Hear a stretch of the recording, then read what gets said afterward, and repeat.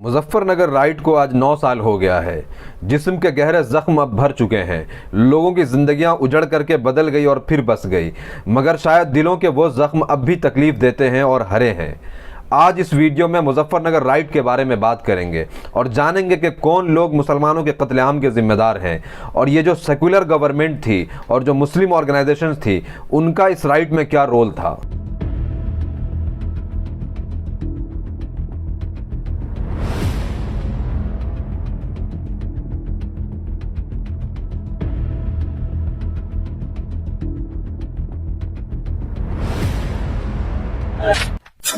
नाजरीन, इंडिया की राजधानी दिल्ली से सिर्फ 130 किलोमीटर दूर उत्तर प्रदेश का एक बड़ा डिस्ट्रिक्ट है मुजफ्फरनगर। यह शहर गन्ने की खेती और उसके मिठास और मुस्लिम जाट यूनिटी के लिए बहुत मशहूर था। बात है 27 अगस्त 2013 की। कवाल गांव के शहनवाज की पास के गांव मलिकपुरा के सचिन और गौरव से बाइक एक्सीडेंट में बहस हो जाती है और तू तू मैं हो जाती है। थोड़ी देर के बाद सचिन और गौरव अपने कम्युनिटी के कुछ और लोगों के साथ वापस आकर के शहनवाज को उसके घर से जबरदस्ती निकालता है और चाकू और डंडे से मार मार करके उसकी जान ले लेता है और उसकी लिंचिंग कर देता है। कुछ 12 बजे के करीब यहीं पर चौक पुलिस के इधर बाजार में ही मोटरसाइकिलों में आपस में खैस बहस हो गई जी। वे यहाँ से ये कहते हुए चले गए कि हम अभी आ रहे और तेरे से आके निपटेंगे, गौरव और सचिन। अच्छा। और वे अपने घर गए और वहाँ से वे 3 मोटरसाइकिलों में 8 आदमी आए। तो ये कोना है पिछली तरफ, यहाँ आके मोटरसाइकिल उतर गए और उतर तो ही उसको धारदार हथियारों से चाकू से यहाँ मारा, एक ये मारा, एक ये गर्दन में मारा, एक ये कोख में मारा, हाथों हाथ खत्म कर दिया। काफी हंगामा होता है। शहनवाज के गांव के लोग जमा होने लगते हैं और भागते हुए लोगों में सचिन और गौरव को पकड़ लिया जाता है और उन दोनों को भी गांव के लोग मारते मारते मार देते हैं और मौत के घाट उतार देते हैं। मलिकपुरा और कंवाल का ये जो ट्रिपल मर्डर केस है, इसको मुजफ्फरनगर राइड की शुरुआत मानी जाती है। यहाँ एक और फेमस नैरेटिव है कि शहनवाज सचिन और गौरव की बहन को हैरेस करता था, जिसके वजह से शहनवाज को मारते हुए मौत के घाट उतार दिया गया। मगर यह झूठ और फॉल्स नैरेटिव है, क्योंकि सचिन की सिस्टर कहती है कि वो न शहनवाज को कभी जानती है न कभी उससे मिली है। आपने कभी उसको देखा और नहीं। बात नहीं हुई? क्यों, हम कभी जाते तो नहीं ना, वहाँ कम ही जाते हैं और जाते भी तो फिर सीधे निकल जाते हैं। हम क्या उन्हें देख रहे कि इतना ही नहीं, दोनों साइड से जो पुलिस FIR रजिस्टर हुआ, उसमें भी किसी भी साइड के लोगों ने लड़की को हैरेस करने की बात नहीं लिखवाई। ये जो FIR गौरव और सचिन के पिताजी ने लिखा है, उसमें उन्होंने लड़की छेड़ने वाला बात तो लिखाया नहीं। तो उन्होंने बोला कि पिछले दिन बाइक में टकरार हुआ, उसी दिन सुबह को हुआ था। बहरहाल इस ट्रिपल मर्डर केस का जो मामला है, उससे पूरा इलाका बहुत ज़्यादा सेंसिटिव हो जाता है और बहुत ज़्यादा टेंस माहौल बन जाता है। अगले ही दिन 28 अगस्त को सचिन और गौरव का अंतिम संस्कार होता है, जिसमें बड़ी तादाद में लोग फ्यूनरल में शामिल होते हैं और लौटते हुए मुसलमानों के घरों और मकानों के ऊपर पत्थर बरसाते हैं और आग लगा देते हैं। उसके बाद जब लोग वापस जा रहे थे तो कुछ ऐसा पता नहीं किसने किया, जो भी कुछ किया, कोई तोड़ फोड़ बताने की। इन सब के खिलाफ प्रोटेस्ट और इंसाफ के लिए और पीस मेंटेन कराने के नाम पर 2 दिन के बाद यानी 30 अगस्त को खालापार में जुमा के नमाज के बाद मस्जिद के सामने मुस्लिम लीडर्स जमा होते हैं, जिसमें पुलिस और एडमिनिस्ट्रेशन को और दंगाइयों को वार्न करते हुए काफी जोशीले तकरीरें भी की जाती है, जिसके लगभग सारे स्पीकर्स के ऊपर हेट स्पीच और दंगा भड़काने का अब तक केस चल रहा है। फिर अगले दिन यानी 31 अगस्त को भारतीय किसान यूनियन ने नागला मंदौर में पंचायत बुलाया, जहां किसान यूनियन के लीडर गैर मौजूद थे, यानी उस प्रोटेस्ट में, उस पंचायत में नहीं आते हैं, जिससे बीजेपी के जो लीडर्स थे उनका स्टेज के ऊपर कब्जा रहता है। साध्वी प्राची, कपिल देव, उमेश मलिक और आज के टाइम पर हेट स्पीच देने के लिए बहुत ज़्यादा मशहूर यति नरसिंहा नंद, जो उस वक्त काफ़ी गुमनाम थे, वो लोग स्टेज पर मौजूद थे और काफ़ी ज़्यादा मुसलमानों के खिलाफ नफरत भरी बातें की जाती है।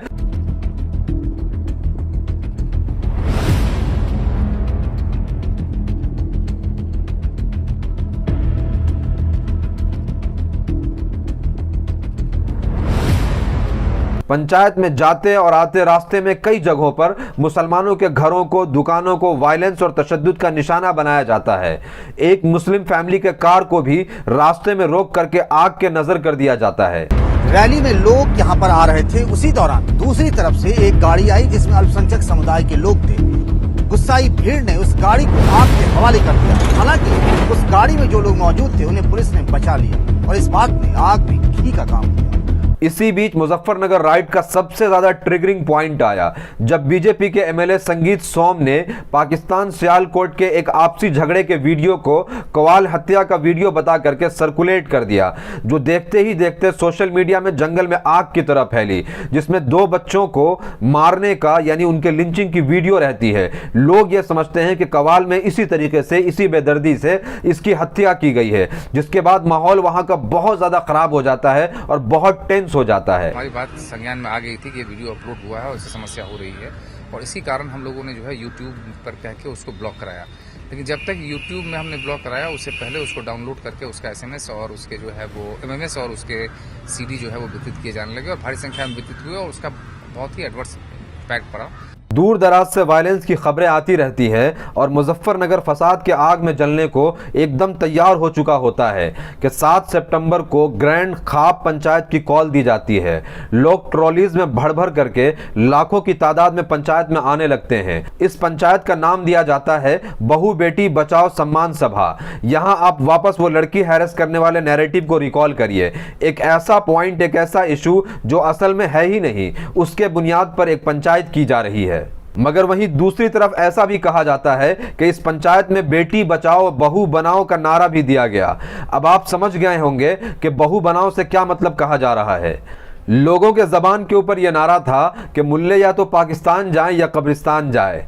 जैसे फ्यूनरल से लौटते हुए 28 अगस्त को मुसलमानों के प्रॉपर्टीज को टारगेट किया गया, जैसे 31 अगस्त को पंचायत से लौटते हुए मुसलमानों के दुकानों, मकानों और कारों को टारगेट किया गया और आग लगाया गया, वैसे ही 7 सितंबर को खाप पंचायत से आते हुए और जाते हुए लोग मुसलमानों के मकानों और दुकानों के ऊपर टारगेट करते हैं और हमला करते हैं। इसमें जहां जहां मुसलमान अपने घर से निकल करके खुद को डिफेंड करते हैं, अपने आप को बचाते हैं, अपना दिफा करते हैं, वहां क्लैश होता है, जिसमें शाहपुर का वासी गांव और जौली कैनाल के ऊपर बहुत ज्यादा हेवी क्लैश होता है और आपस में बहुत ज्यादा झड़प होती है। जौली कैनाल के पास झड़प में 18 ट्रैक्टर ट्रॉलीज और 3 मोटर बाइक को मुसलमान आग लगा देते हैं। वहीं 6 लोगों की डेड बॉडीज नहर से रिकवर की जाती है और कोई ये अफवाह फैला देता है कि सैकड़ों जाट के लोग लापता है और मिसिंग है। यहां से शुरू होती है मुजफ्फरनगर में जाट कम्युनिटी का तांडव और उधम, और फिर देखते ही देखते ढेरों मुसलमानों को मारना, काटना और उनका कत्लेआम करना शुरू कर दिया जाता है। हमारे आदमी थे 3, हम तो निकल आए थे पहले जंगलों, बंदूक उनका मारी, गोली उनका मारी, तलवार से उन्हें काटे, जलाए उन्हें। हमारे ससुर की तो नाट काट कर उसमें फेंक दी थी, आग लगा दी उन्होंने। हमारी जिठानी थी, उसका तबल मारा खता, सिर में आग लगा रखी थी। हमारे पति को भी मारा जी, उनके भी गोली से जला रखा था, उन्हें भी पहले गोली से मारा, सरियों से पीटा, फिर आग लगाई उनमें घेर के। बच्चों में आग लगा दी, जिंदों में 2 गन में गोली मारी। अच्छा, आंसू को कत्ल कर दिया, काट दिया। इस्लाम को मारा। इस्लाम आपके भाई हैं? हाँ। किसी तनाई में हम रात 12 बजे यहाँ लोई में बड़े जंगलों में गिरते पड़ते बचते करते। मेरे भाई का गंडास कर रहा है, छोटे भाई का, जो हमारे घरों को जलाती है। बात ये है कुटबे के अंदर मतलब बीवी बच्चे मतलब उन्हें गंडासों से, पलकटियों से मतलब उन्हें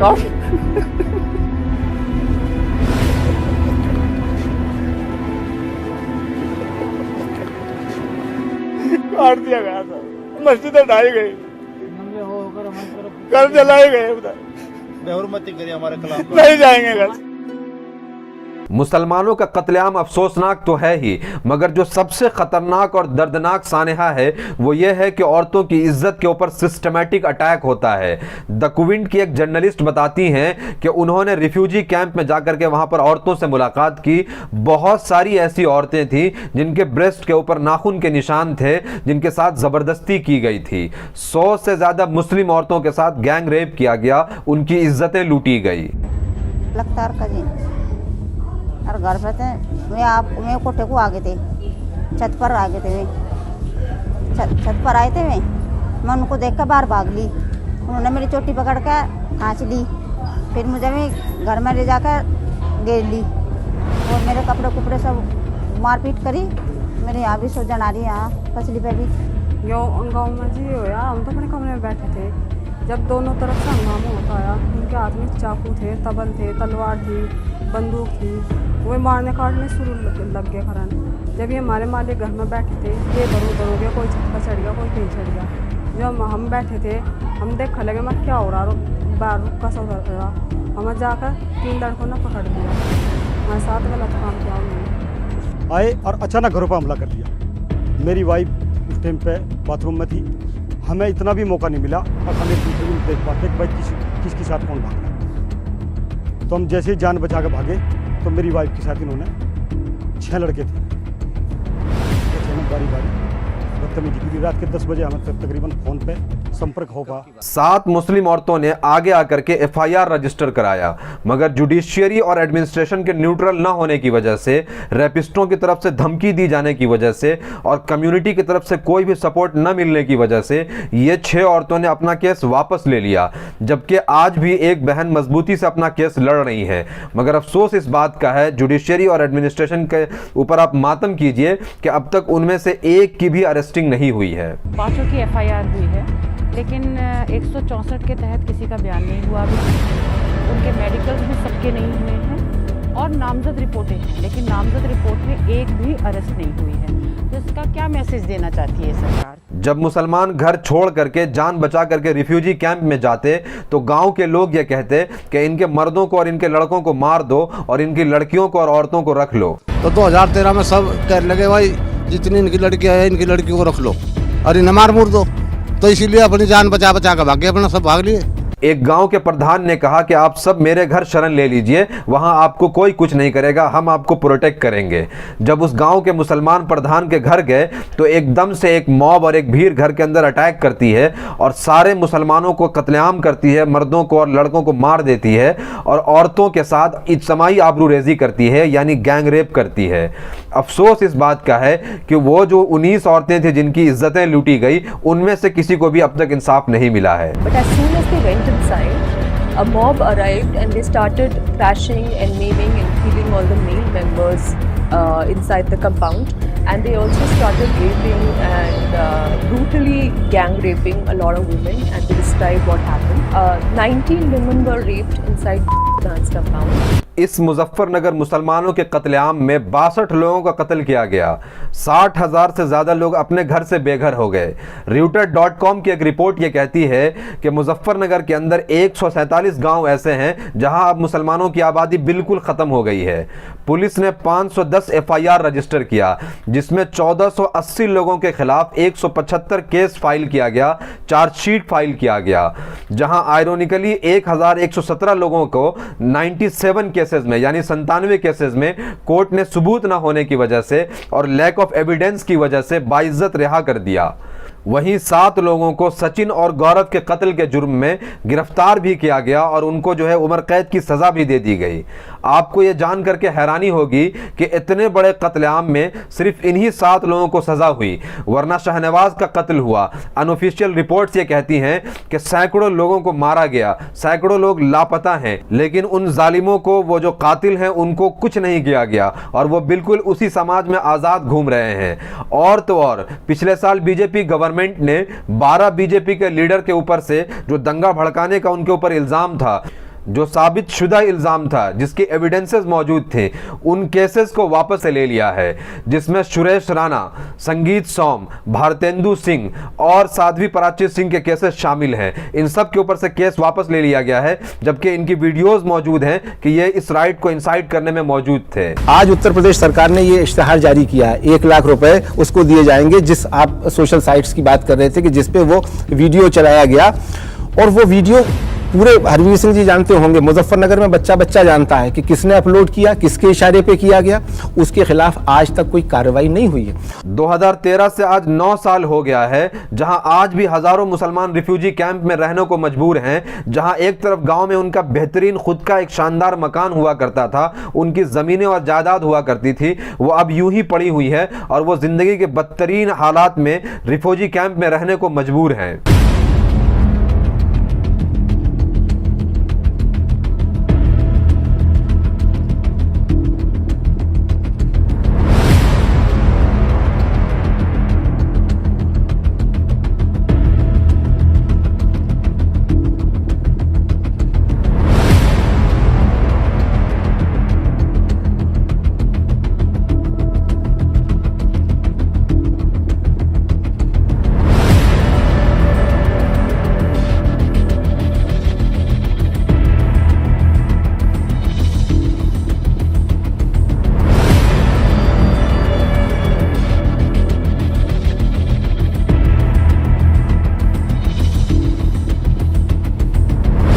यहां आखिर में मैं ये बताता जाऊं कि उस वक्त उत्तर प्रदेश में एक सेकुलर पार्टी की गवर्नमेंट थी। वही सेकुलर पार्टी जिसको मुसलमानों ने यूपी 2022 के इलेक्शन में अपना सारा वोट दिया था, मगर उनके छत्रो छाया में मुसलमानों का कत्लेआम हुआ और ये सो कॉल्ड सेकुलर पार्टी आज तक उनमें से किसी को भी इंसाफ नहीं दिला पाई और मुसलमानों को जो नुकसान हुआ, उनकी जो जिंदगियां बर्बाद हुई, जो सब कुछ उनका जो लुट गया, उसकी कोई भरपाई नहीं की जा सकी। वहीं कुछ पॉलिटिकल पार्टीज को मुसलमानों के कत्लेआम से बहुत फायदा हुआ। इन सब से अलग अब भी कुछ भले इंसान हैं जो मुजफ्फरनगर के उन लहलहाते खेतों और खूबसूरत दरो दीवारों के रूठ जाने से नादिम है और बहुत अफसुर्दा हैं। रोड़ा आता है, रोड़ा आता है। वो सदियों के वसीले थे। ये इंसानियत की हत्या हुई है। अगर वो आपसे पूछूं, राणा जी, क्या ये जुर्म नहीं है? अगर मुझे या आपको अपने घर से निकाल दिया जाए तो क्या हम जिंदा रहेंगे? Thank you.